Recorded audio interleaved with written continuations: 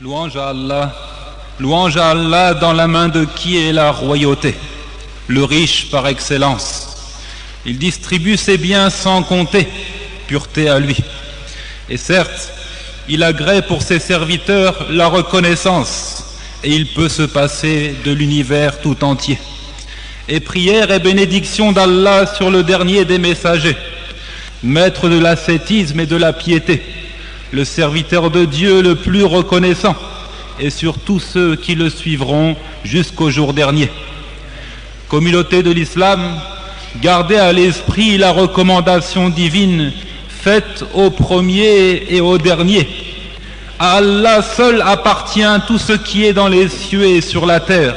Craignez Allah. Craignez Allah, voilà ce que nous avons enjoint à ceux auxquels avant vous le livre fut donné, tout comme à vous-même. On rapporte de Anas, qu'Allah soit satisfait de lui, qu'il dit: le messager d'Allah sallallahu alayhi wa sallam a dit: celui qui a l'au-delà pour préoccupation, Allah met la richesse dans son cœur et il les rassemble, et le bas monde vient à lui contraint et forcé. Et celui qui a le bas monde pour préoccupation, Allah inscrit la misère entre ses deux yeux et il le disperse, et ne vient à lui des biens de ce monde que ce qui lui était destiné. Le hadith est rapporté par l'imam al-Tirmizi. En méditant sur ce récit, on comprend que la richesse n'est pas dans l'amoncellement des biens matériels, mais la richesse, il s'agit plutôt donc d'une richesse d'âme.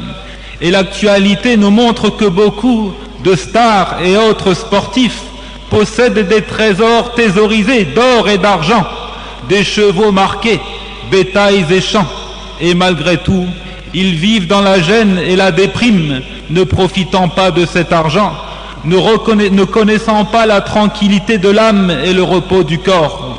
Des remords, des pensées sombres, des querelles, car comme le dit Allah, tout cela est l'objet de jouissance pour la vie présente, alors que c'est auprès d'Allah qu'il y a bon retour.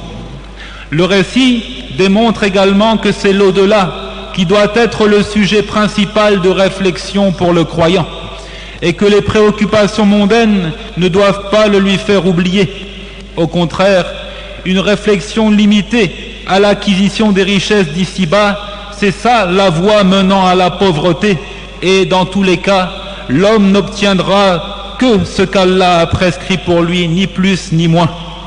Le prophète sallallahu alayhi wa sallam disait aussi: à chaque communauté sa tentation, et la tentation de ma communauté, c'est l'argent. En effet, certains hommes font des richesses une voie vers l'orgueil et l'avarice, vers l'insouciance et la distraction, oubliant le rappel d'Allah le Très-Haut, se révoltant contre son commandement et délaissant son adoration.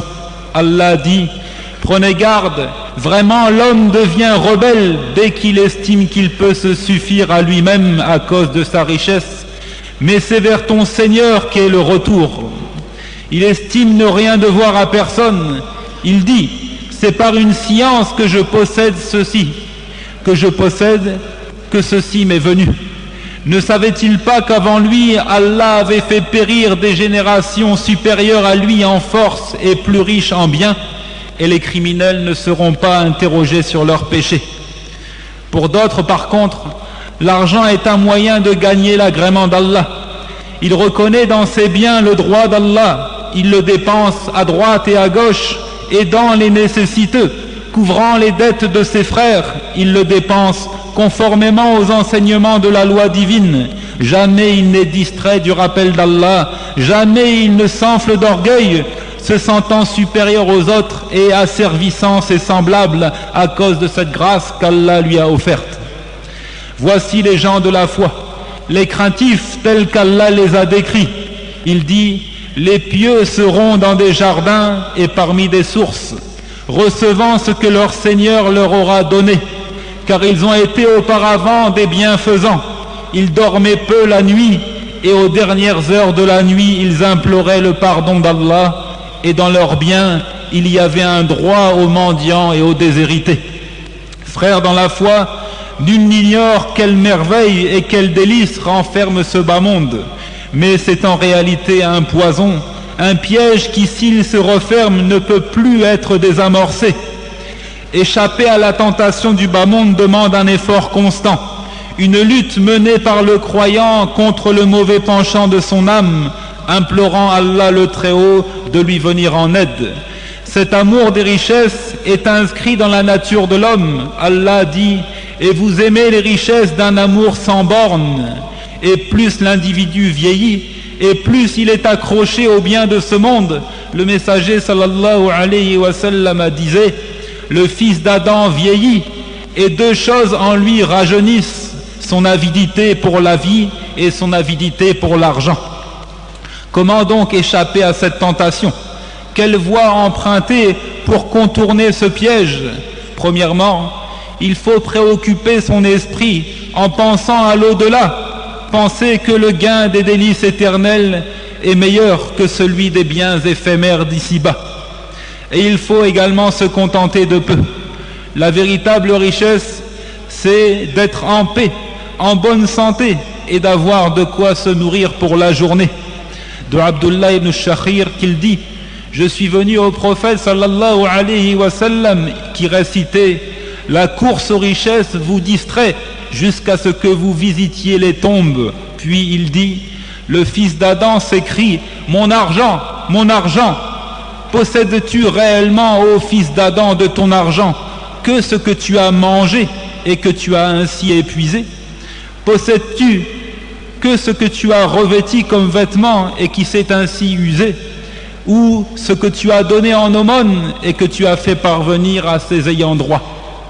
Et sachez que la pauvreté n'est pas un défaut. Le meilleur des hommes, sallallahu alayhi wa sallam, invoquait Allah en ces termes: ô Allah, laisse-moi vivre dans la pauvreté et mourir dans la pauvreté, et rassemble-moi avec les pauvres au jour de la résurrection.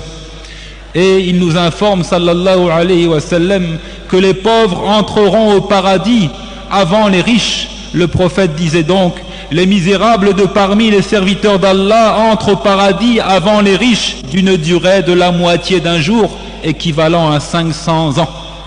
Et sachez qu'Allah est le riche par excellence et qu'il dissipe les maux de ses serviteurs. Il aime qu'on l'invoque et qu'on place la confiance en lui. Il aime qu'on s'en remette à lui seul et sans associé. Il aime qu'on se passe de tendre la main pour faire la quête auprès des créatures. Allah dit: quiconque désire la récompense d'ici-bas, c'est auprès d'Allah qu'est la récompense d'ici-bas, tout comme celle de l'au-delà, et Allah entend et observe tout. Il dit également: de la grâce d'Allah et de sa miséricorde, voilà de quoi ils devraient se réjouir, c'est bien mieux que tout ce qu'ils amassent. Et si vous souffrez, chers frères, de la misère, qui est meilleur que vous a déjà souffert, sans oublier que l'épreuve venait d'Allah et n'espérant la solution au problème que d'Allah. Omar dit: j'ai vu le messager d'Allah se tordre toute la journée des douleurs de la faim, ne trouvant pas de quoi remplir le ventre, pas même la plus basse qualité de date. Et de Abu Huraira que le messager d'Allah sallallahu alayhi wa sallam sortit de ce monde sans avoir jamais mangé à satiété du pain d'orge. De Sa'd ibn Abi Waqqas qu'il dit: je suis certainement le premier des Arabes à avoir tiré une flèche au service de Dieu.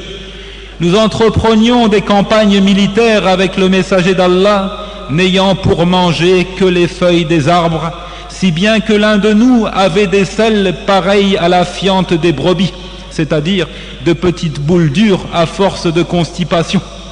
Et les gens de As-Safa, qui est l'élite des compagnons, déambulaient dans les rues vacillants, hantés par la faim. Il se pouvait même que l'un d'entre eux s'effondre dans la prière à cause de la dureté de la situation. De sorte qu'on dise d'eux: ces gens-là sont des fous. Et le prophète sallallahu alayhi wa sallam leur disait: si vous saviez ce qu'il y a pour vous auprès d'Allah, c'est-à-dire en guise de récompense, vous auriez aimé à ce que votre besoin augmente, à ce que votre faim s'accentue.